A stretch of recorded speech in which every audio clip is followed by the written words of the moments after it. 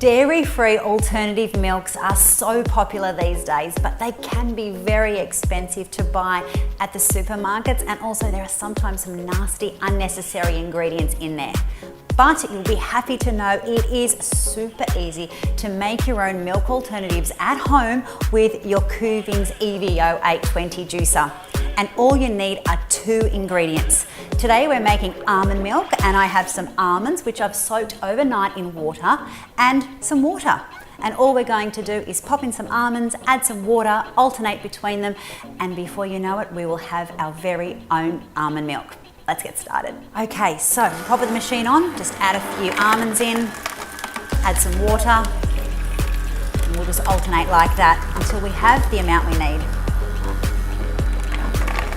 Now, the great thing about making your own almond milk is you get to control the consistency. So if you like a nice, thick, creamy almond milk, just add more almonds.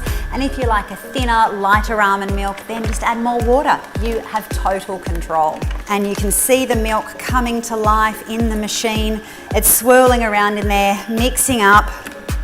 And it won't be long. We'll be able to pour it all out and take a sip.